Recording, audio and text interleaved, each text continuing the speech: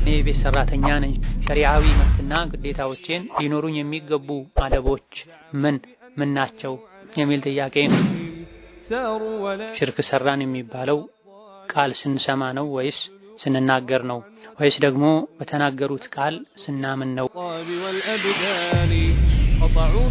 ሌላኛው ጥያቄ ለአንዲት ሴት አባቷ ወንድሞቿና የእናቷ ወንድሞች አጅነቢ ይሆናሉ።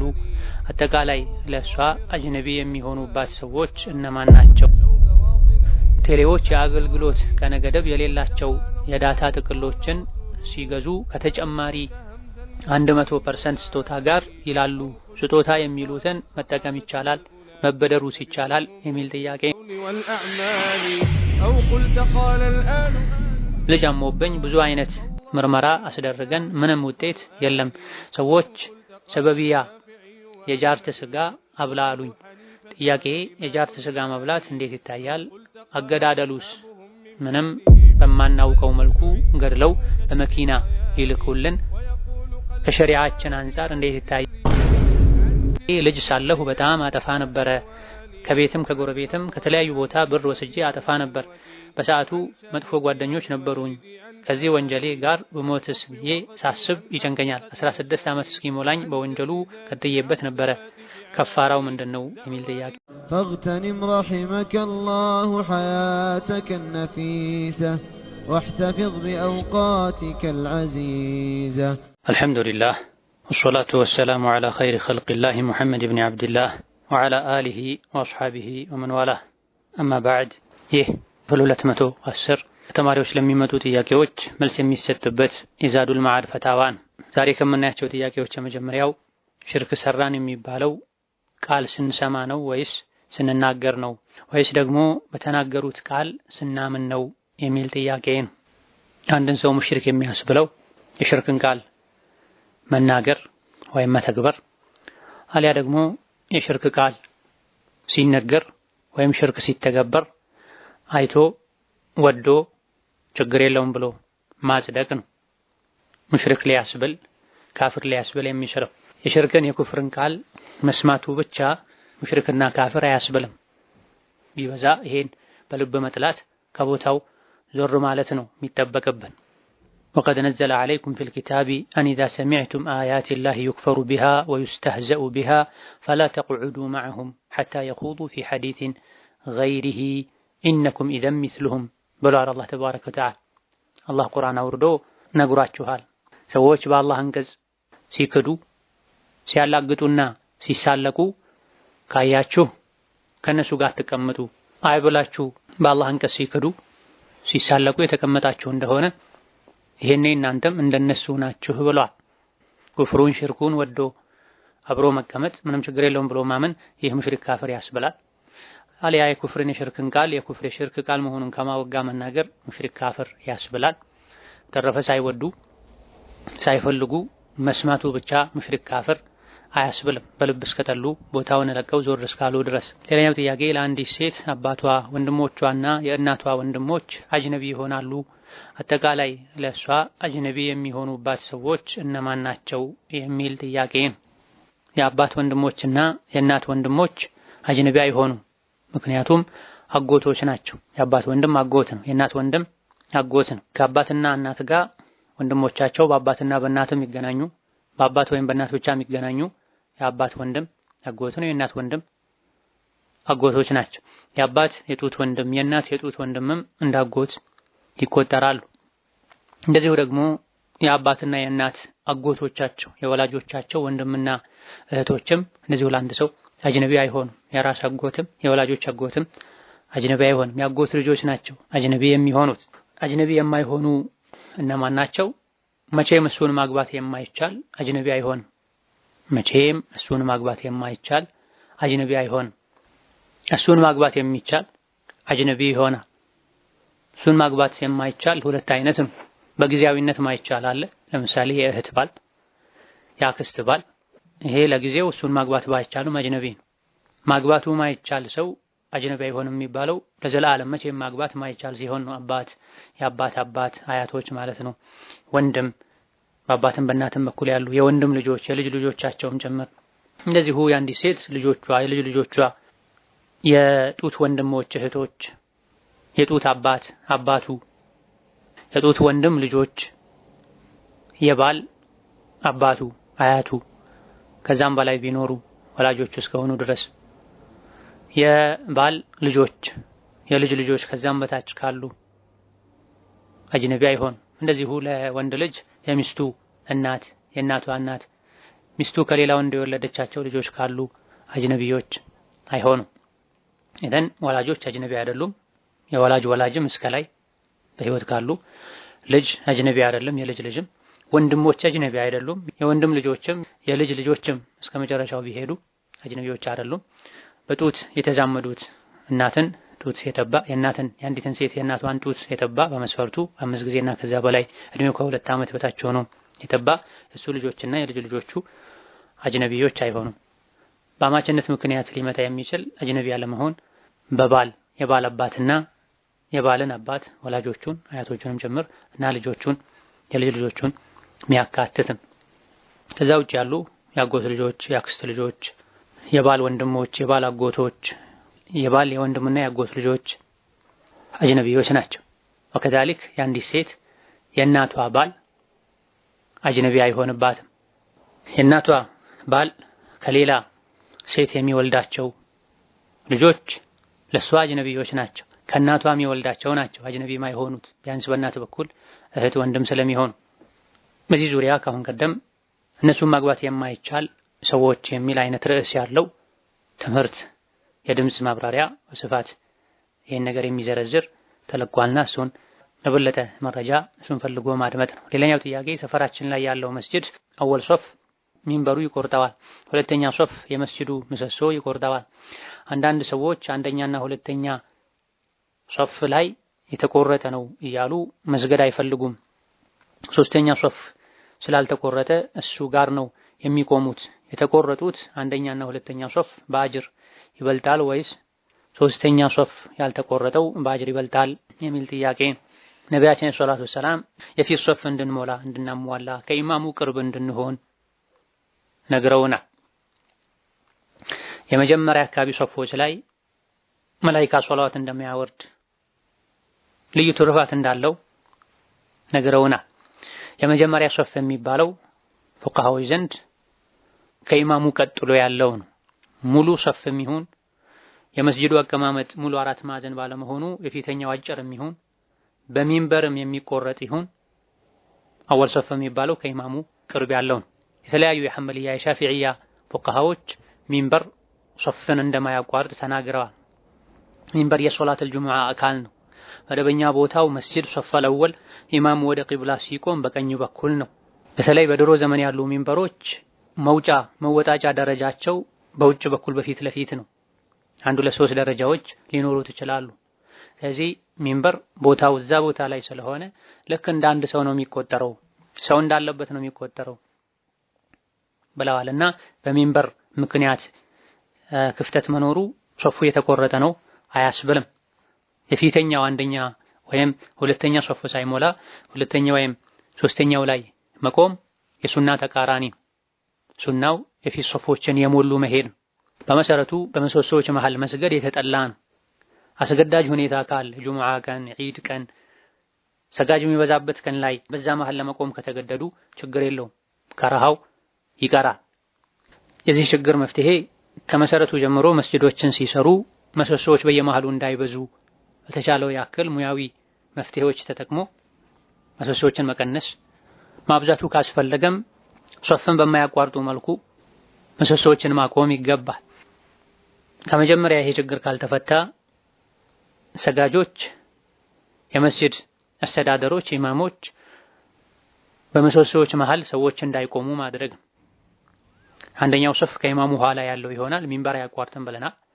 ሁለተኛው ሶፍ መሰሶች ካሉበት እሱ ተትቶ አማራጭ ካለ የመስጂድ ጥበት ከሌለ ከኋላ መቆም። ሶስተኛውን እንደ ሁለተኛ ማድረግ ነው። በአንደኛና በሁለተኛ ሶፍ መሃል ያለው ቢራራቅም በእንዲህ አይነቱ ሁኔታ ርቀቱ ሰፊ ቢሆንም ለምክንያት እስከሆነ ድረስ ያን ያክል ችግር የለውም። በመሰረቱ ሶፎች አንደኛና ሁለተኛ ሶፍ መጠጋጋት አለበት። ለስጁድ የሚበቃ ያክል ክፍተት ብቻ ተደርጎ ነው መሆን ያለበት፣ መራቅ የለበትም። ሁለተኛና ሶስተኛ ሶፍ አንድ ሶፍ የሚያስቆም ያክል ክፍተት ሊኖር አይገባም። በመሃሉ መሃል ላይ ሶፍ የሚያቋርጥ ነገር ስላለ ተብሎ ከሆነ የሚደረገው ችግር የለውም። በምሰሶዎች መሃል ቆሞ ምሰሶ የሚያቋርጠውን ሶፍ ለመፍጠር እዛ ላይ ለመቆም የሚያስገድድ ሁኔታ ከሌለ ሁለተኛው ሶስተኛው ሶፍ ከኋላ ምሰሶ በማያቋርጠው መልኩ ሊሆን ነው የሚገባው። አማራጭ ያለ ሳይጣበቡ ሳይጨናነቁ ሊቋረጥ የሚችል ሶፍ ላይ መቆሙ የተጠላን የሚሆን ጁሙዓና መሰል ሰው የሚበዛባቸው ወቅቶች ላይ ሶላቶች ላይ ሲሆን የተጠላ መሆኑ ይቀራል። በምሰሶዎች መሃል መቆሙ የተፈቀደ ይሆናል። አስገዳጅ ሁኔታ ከሌለ ግን ኩና ኑንሃ አን ሶላቲ በይነ ሰዋሪ ወኑጥረዱ ዐንሃ ጠርዳ የሚል ሐዲስ ስላለ ያለ ምክንያት በምሰሶዎች መሃል መቆሙ የተጠላን። ሌላኛው ጥያቄ 11 ነብያትን በመዘርዘር የነበሩበትን ችግርና የተሰጣቸውን ጸጋ በመጥቀስ ይህ ነቢይ ከዚህ ችግር የወጣው በአሹራ ቀን ነው፣ ይህ ነቢይ ይሄን አይነት ጸጋ የተሰጠው በአሹራ ቀን ነው ይላሉ። ከነዛ ውስጥ ዩሱፍ አለይሂ ሰላም ከዋህኒ ቤት የወጡት በአሹራ ቀን ነው። ሱለይማን አለይሂ ሰላም የነፋስ ፈረስ የተሰጣቸው በአሹራ ቀን ነው። ሙሳ አለይሂ ሰላም ኪታብ የተሰጣቸው በአሹራ ቀን ነው ይላሉ። ከነቢያት ውጪ ስላሉ ነገሮች ሲዘረዝሩ ደግሞ ዱንያ የተፈጠረችው በአሹራ ቀን ነው። ረሕመት የተፈጠረው በአሹራ ቀን ነው። የአሹራ ቀንን የጾመ ለዘላለም የነቢያትን የአንቢያን ጾም እንደ ጾመ ይቆጠርለታል። የአሹራ ቀን 4 ረክዓ የሰገደ በእያንዳንዱ ረክዓ 1 ፋቲሐና 50 ሱረቱል ኢኽላስን የቀራ ሰው የ50 ዓመት ወንጀሉ ይማርለታል። የአሹራ ቀን ገላውን የታጠበ በሽታ አያገኘውም ይላሉ። ብቻ ሌላም ብዙ ይላሉ። እውነት ነው የሚል ጥያቄ ነው። አሹራን በተመለከተ ከነቢዩ አለይሂ ሰላቱ ወሰላም በትክክለኛ በሶሒህ ሐዲስ የተነገረው ቀኑን መጾም የአንድ ዓመት ወንጀል እንደሚያስምር እና አሹራ ቀን ሙሳን አላህ ነጃ ያወጣበት ከፍርዓውን ያዳነበት ቀን እንደሆነ በሶሒህ ሐዲስ ተነግሯል። ኢማም ሙስሊም ሌሎችም በዘገቡት ሐዲስ እንደዚሁ በርካታ ደጋግ ቀደምቶች አደምን አላህ ተውበታቸውን የተቀበላቸው በዚህ ቀን እንደሆነ፣ ኑህም ከጎርፍ አደጋ የዳኑት በዚህ ቀን እንደሆነ ተነግሯል ከአንዳንድ ታቢዒዎች ከሌሎችም። ነገር ግን በግልጽ ሐዲስ የተነገረው ነቢዩም ያደረጉት ዕለቱን መጾም ነው። ለምን ትጾማለህ ሲባሉ አላህ ሙሳን ያዳነበት ቀን ነው ብለዋል። ከዛ በተረፈ ኢብራሂም ከሳት የዳኑበት ቀን ነው፣ ሱለይማን የነፋስ ፈረስ የተሰጡበት ቀን ነው፣ ዩሱፍ ከዋህኒ የወጡበት ቀን ነው የሚሉት ሌሎችም 4 ረካን ፋቲሐን ከፋቲሐ በኋላ 50 ጊዜ ሱረቱል ኢኽላስን እየቀሩ ከሰገዱ የ50 ዓመት ወንጀል ይማራል። የአሹራን ቀን መታጠብ ከበሽታ ያድናል፣ ይጠብቃል። እነዚህና መሰሎቹ የተከተፉ ናቸው። ኢብኑል ጀውዚ ሌሎችም እንዳሉት መውዱዕ የሆኑ የሰው ንግግሮች ናቸው። የ50 ዓመት ወንጀል የሚያስምር ስራ የለም። ከነቢዩ ሰለላሁ ዐለይሂ ወሰለም ውጪ ወደፊት የሚመጣ ወንጀልህ ተምሮልሃል የተባለ ማንም የለም። ማንኛውም ስለ አንድ መልካም ስራ የሚናገር ሐዲስ ለሰዎች የወደፊት ወንጀልንም ያስምራል ካለ ሐዲሱ ضعيف ነው፣ ውሸት ነው ተብሏል።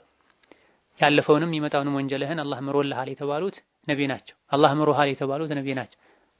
በተረፈ መልካም ስራዎች ያለፈ ወንጀልን ነው የሚያስምሩት፣ እሱም መስፈርቱ ከተሟላ።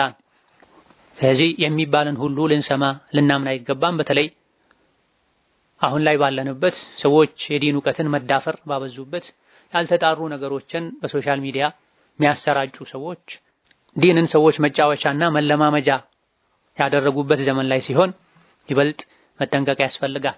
ሶሒህ የሆነውን ብቻ በትክክለኛ ሐዲስ የተነገረውን ነቢ ሱሐቦች ያደርጉት ነበር የተባለውን በመስራት መብቃቃት፣ አዳዲስ ነገር ከመፍጠር መረጃ የሌለውን ነገር ከማድረግ በላጭና መሆን ያለበትም ይሄ ነው። ሌላኛው ጥያቄ ቴሌዎች የአገልግሎት ቀነ ገደብ የሌላቸው የዳታ ጥቅሎችን ሲገዙ ከተጨማሪ 100% ስጦታ ጋር ይላሉ። ስጦታ የሚሉትን መጠቀም ይቻላል፣ መበደሩስ ይቻላል የሚል ጥያቄ ነው። የቴሌና የደንበኛ አገልግሎት ግንኙነቱ እንደ ሻጭና ገዥ ነው። የቴሌ ደንበኛ ገዥ ነው። የሚገዛው የስልክ ጥሪና የሚላላኳቸው መልእክቶች ሲሆኑ ቴሌ ደግሞ ሻጭ ነው። የሚሸጠው ይሄን አገልግሎት ነው። ለአገልግሎቱ ቴሌ ገንዘብ ይጠይቃል። ስለዚህ ደንበኛ ካርድ ሲሞላ ሰነገር ሲያደርግ የሚከፍለው ገንዘብ ቴሌ ለሚሰጠው አገልግሎት የሚከፈል ዋጋ ገንዘብ በገንዘብ እንደመለዋወጥ አይደለም። መሆኑም እኩል መሆን የለበትም። የ100 ብር ካርድ የገዛ ሰው 100 ደቂቃ ወይም የ100 ብር አገልግሎት ብቻ አይደለም ማግኘት የሚገባው አይባልም፣ አይገደብም። የገዙት ካርድ ወይም ጥቅል ከተከፈለው በታችም ቢሆን በላይም ቢሆን ችግር የለውም። ሁለቱ ወገኖች እስከተስማሙ ድረስ አገልግሎት የሚሰጠው ተቋምና ተገልጋይ ደንበኛ እስከተስማሙ ድረስ ታውቆ በግልጽ የሚሰራ እስከሆነ ድረስ በዚሁ መሰረት የቴሌ አገልግሎት የሚሰጡ ተቋማት 10 ብር ተብሎ ተሞልቶ የ15 ብር አገልግሎት ቢሰጡ የ20 ብር ቢያደርጉ የ50 ተብሎ የ100 ብር ቢያደርጉ 100%ም ተጨማሪ አገልግሎት እንዲያገኝ ቢያደርጉ ደንበኛውን ችግር የለው። ወይም ቅናሽ ተደርጎ ነው ሊሆን የሚችለው።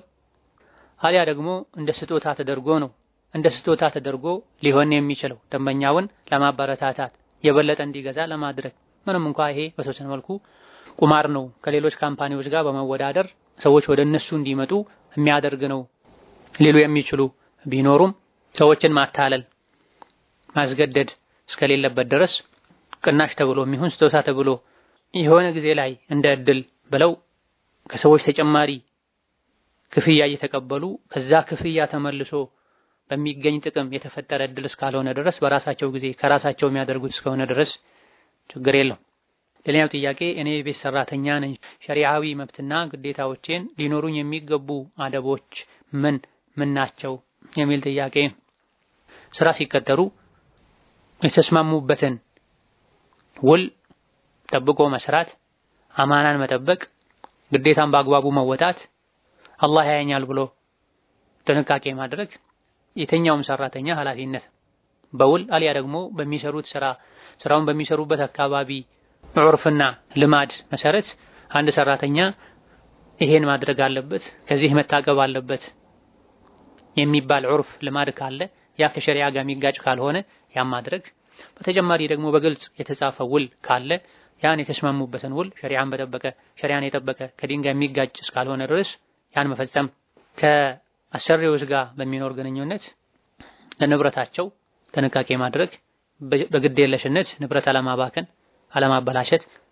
ሴት ልጅ ከአሰሪዋ ከወንዱ ጋር የደረሱ ልጆች ካሉ ከልጆቹ ጋር ተቀላቅሎ አለመቀመጥ፣ ለብቻ ተነጥሎ ተገልሎ አለመቀመጥ። ወከዛልክ ለሰው ሐቅ ብሎ የአላህን ሐቅ አለማዘግየት፣ ስራ እየሰራው ነው ብሎ ሶላት አለማሳለፍ፣ ሒጃብን ቸላ አለማለት። በቃል ከተስማሙበት ወይም ስራውን በሚሰሩበት አካባቢ በዑርፍ በልማድ ከሚታወቀው የሰራተኛ ኃላፊነት ግዴታ ውጪ የሆነን ስራ ስሪ ብሎ ካዘዙ እምቢ ማለት ይቻላል። በዒባዳ በሶላት ሰዓት ሶላት ወቅቱ ያለፈ ስራ ስሪ ቢባል አይ ማለት ይቻላል። አሰሪዎችም ሰራተኛቸውን ከአቅም በላይ እንዳያዙ ካዘዙም እንዲያግዙ ነብዩ ሰለላሁ ዐለይሂ ወሰለም አዘዋል። ከዛልክ ደሞዝን በጊዜው የማግኘት መብት አለ እንደ እስላም። ለሰራተኛ ደሞዙን ስጡት ስላቡ ሳይደርቅ ብሏል ነብዩ ዐለይሂ ሰላቱ ወሰለም። የእረፍት ቀን የተስማሙበት ካለ በዛ በተስማሙት መሰረት አልያ ደግሞ ባሉበት አካባቢ ሰራተኛ ያርፍበታል ተብሎ በሚታወቅ የጊዜ ገደብ መሰረት እረፍት ማግኘት፣ ለእረፍት ሲሄዱ ሲወጡ ተስማሙበትን የእረፍት ቀን ሰዓት ተጠቅሞ መመለስ ይቻላል። ሌላኛው ጥያቄ ልጅ አሞብኝ ብዙ አይነት ምርመራ አስደረገን ምንም ውጤት የለም። ሰዎች ሰበቢያ የጃርት ስጋ አብላ አሉኝ። ጥያቄ የጃርት ስጋ መብላት እንዴት ይታያል? አገዳደሉስ? ምንም በማናውቀው መልኩ ገድለው በመኪና ሊልኩልን ከሸሪዓችን አንፃር እንዴት ይታያል የሚል ጥያቄ ነው። የጃርት ስጋ መብላት ይቻላል አይቻልም? በፊቅህ ሊቃውንት መካከል ኺላፍ አለበት። የሻፊዒ መዝሀብን ጨምሮ ሌሎችም ፉቅሃዎች የጃርት ስጋን መብላት እንደሚቻል ገልጸዋል። አገዳደሉን በተመለከተ አገዳደል አይባልም፣ አስተራረድ ነው የሚባለው። የተገደለን ነገር መብላት በዲናችን ክልክል ነው። የሞተን የተገደለን ነገር መብላት ክልክል ነው። የታረደ ነው መባል ያለበት። መግደል ሌላ ማረድ ሌላ ነው። በተወሰነ መልኩ ለውጣል። ጃርት የዱር እንስሳ ከመሆኑ አንፃር ለማዳ የቤት እንስሳ ካለመሆኑ አንፃር እንደ ቤት እንስሳ ይዞ ማረድ ሊከብድ ይችላል። እዚህ ያለው አማራጭ በወጥመድና በማጥመጃና በመሰል ነገር ታድኖ ከተያዘ ማረድ ከተቻለ ቢስሚላህ ተብሎ አንገቱ ተቆርጦ ይታረዳል። ይሄን ማድረግ ካልተቻለ እንደ አደን እንስሳ የአደንን መስፈርት ባሟላ መልኩ በጥይት ቢስሚላህ ብሎ በመምታት በቀስትና መሰል ነገር በመውጋት አሊያ ደግሞ በሰለጠኑ የአደን እንስሳት በሰለጠነ የአደን ውሻ ሊሆን ይችላል፣ በሰለጠነ የአደን አሞራ ሊሆን ይችላል አድኖ መያዝ። ከመቱት በኋላ በጥይትም ይሁን በቀስት ከመቱት በኋላ በህይወት ከደረሱበት ይታረዳል። የሰለጠነ መስፈርቱን ያሟላ የአደን ውሻም ይሁን አሞራ ከያዘው በኋላ በህይወት ከደረሱበት ይታረዳል። ካልሆነ ቢስሚላህ ተብሎ ከሆነ አዳኙ እንስሳ የሰለጠነው የተላከው አሊያ ደግሞ በቀስት በጥይት የተመታው ቢስሚላህ ብሎ መወርወሩ እንስሳውን መልቀቁ እንደ ማረድ ይሆናል። በመሰረቱ የስጋ የሚበላ ስጋ እንስሳት በዲን የተገደቡ ናቸው። ሐላልነታቸው የታወቀ የእርድ መንገዱ የተዝኪያው ሐላልነቱ የተረጋገጠ መሆን አለበት እንጂ ስጋ ያገኙትን መብላት አይቻልም። ሐላል እንስሳም ቢሆን በመልኩ እንደታረደ እስካልታወቀ ድረስ አይበላም።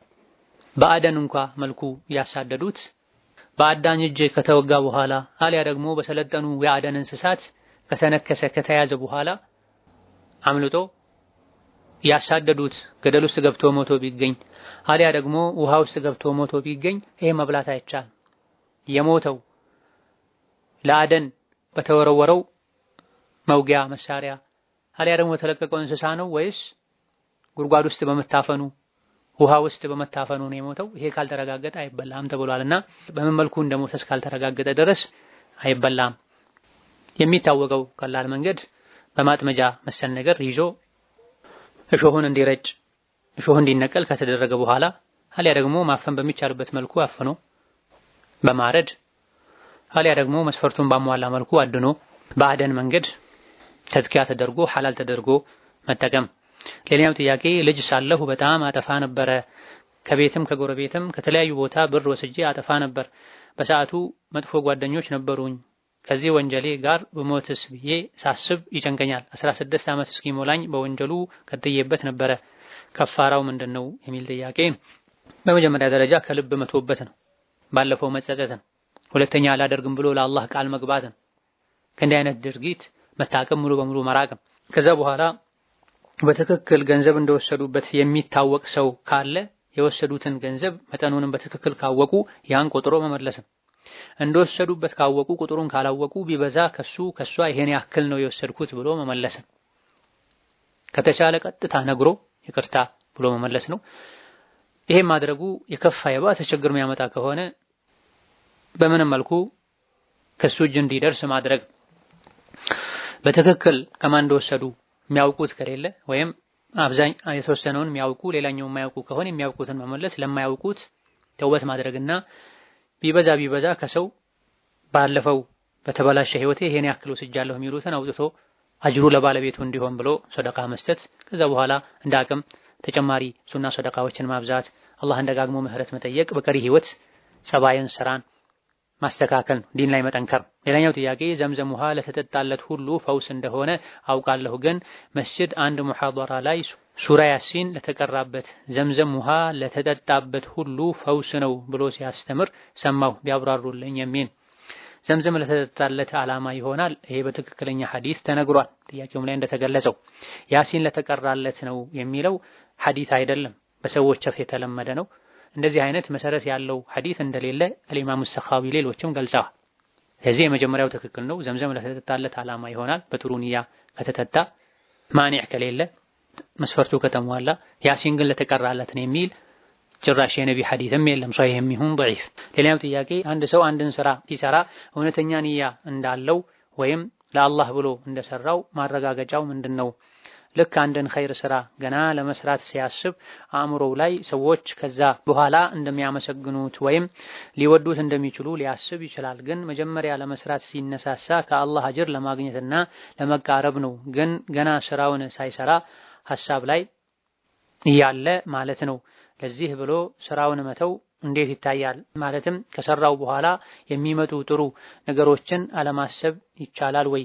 እኔ ብዙ ጊዜ መልካም ስራ ለመስራት ሳስብ እንደዚህ በጣም ምቾት የሌላቸው ሐሳቦች ይመላለሱብኛል። በእርግጥ ስራውን ላልተወው እችላለሁ፣ አጅር ግን አለኝ ወይ የሚለው ሐሳብ በጣም ያስጨንቀኛል። ለዚህ መፍትሄው ምንድነው? በሰፊው ቢያብራሩልኝ የሚል ጥያቄ። ኢኽላስ እጅግ በጣም ከባድ ነገር ነው። በጣም ጥቂቶች ናቸው የኢኽላስ ጉዳይ የሚሳካላቸው።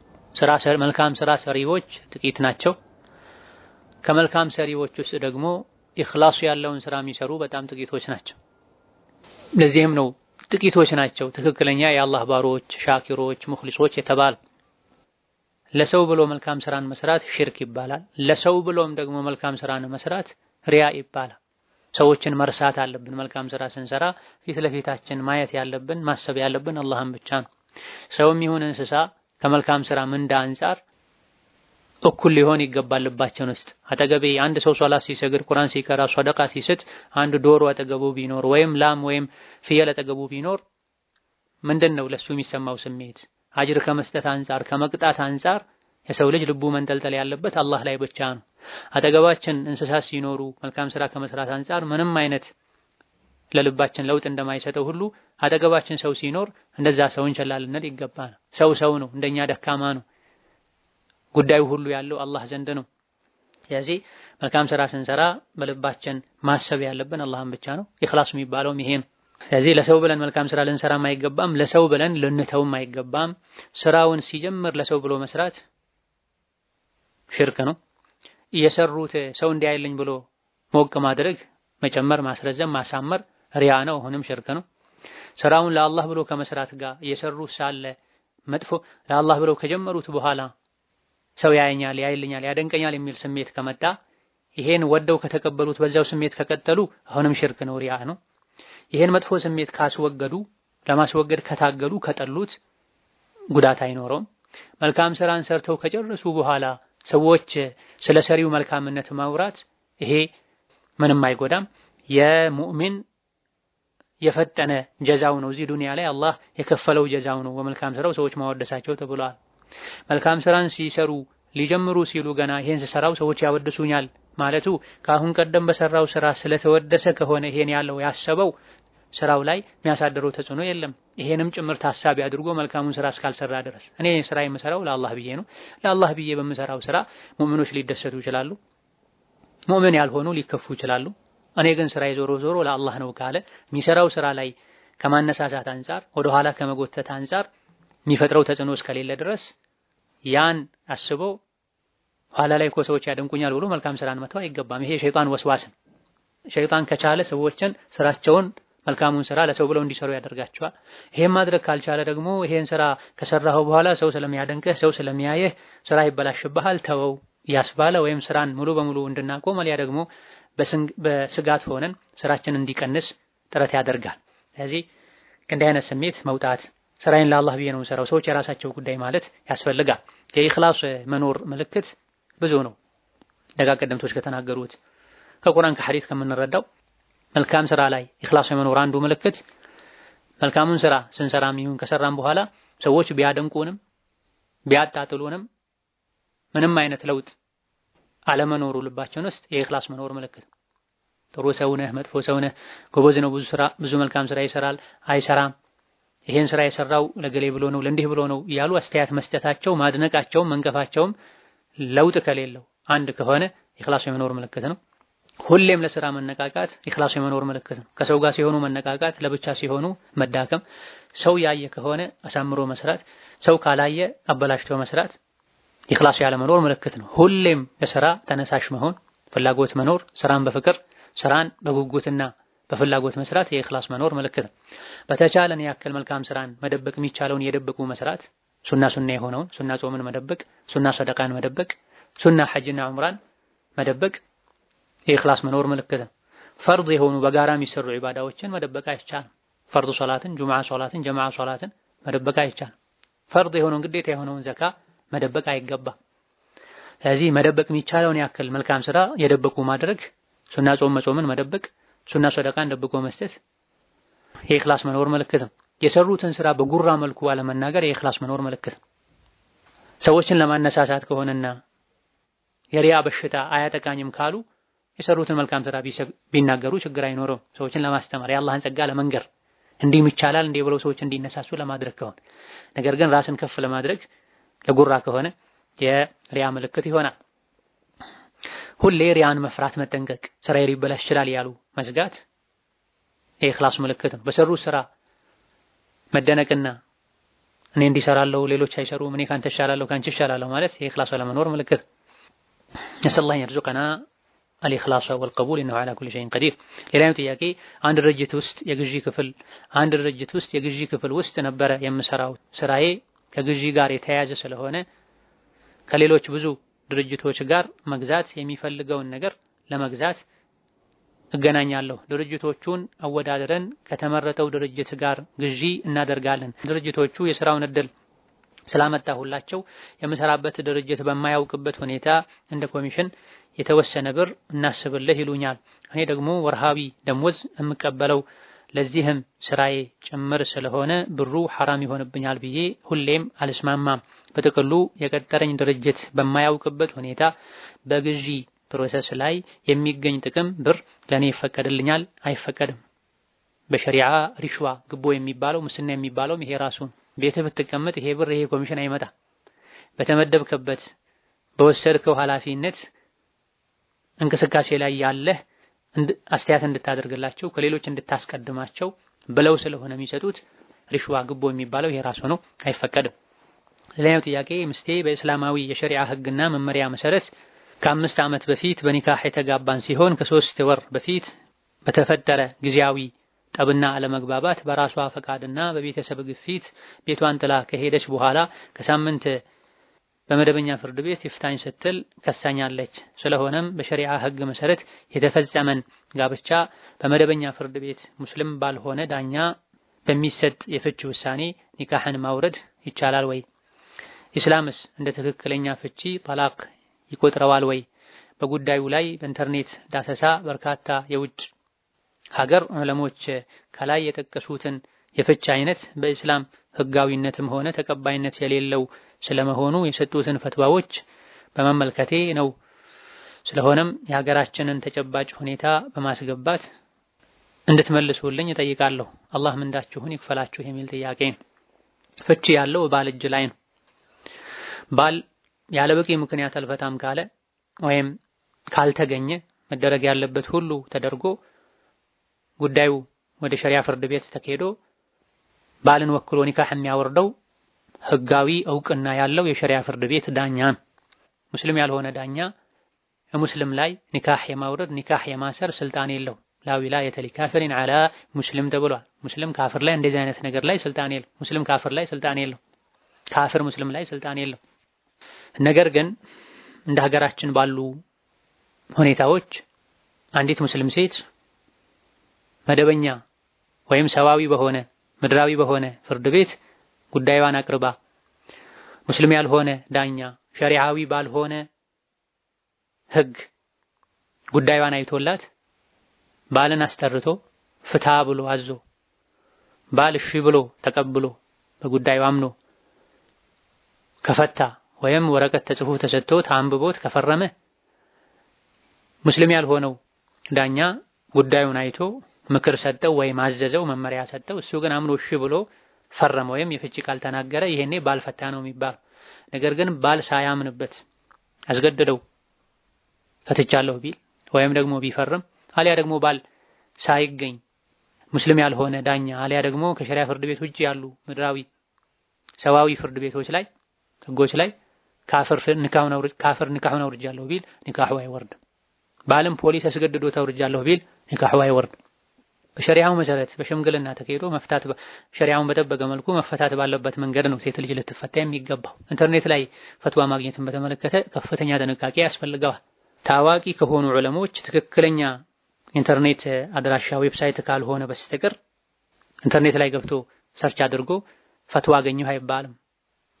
ማንነቱ ማይታወቅ ፈትዋ የሚለቅ ሰው ሊኖር ይችላል። በልዩ ሁኔታ የተሰጠ ፈትዋ ሊሆን ይችላል። ከኔ ክስተት ጋር ይገናኛል አይገናኝም የሚለውን ማጣራት ያስፈልገዋል። በጣም የማግራራት ችግር ያለባቸው ሸሪዓው ከሚፈቅደው በላይ ማግራራት ላይ ርቀው የሚሄዱ ሰዎች የሚሰጡት ፈትዋ ሊኖር ይችላልና ፈሰሉ አህለ ዚክሪ የእውቀት ባለቤቶችን ጠይቁ ማታውቁ ከሆነ ነው የተባለው። ዲናዊ ችግር ሲገጥመን ዑለሞችን ቀጥታ ችግራችን አብራርተን ልንጠይቅ እንጂ የሚገባው ከኢንተርኔት የሚወሰድ ፈትዋ ሁሌም ከዑለሞች ቀጥታ እንደሚገኝ ፈትዋ አይሆንም። ይሄ ላይ መጠንቀቅ ያስፈልጋል። هذا والله تعالى اعلم። ዛሬ በዚህ እናበቃለን። የተቀሩትን ሌላ ጊዜ መልሳለን። وبالله التوفيق والسلام عليكم ورحمة الله وبركاته።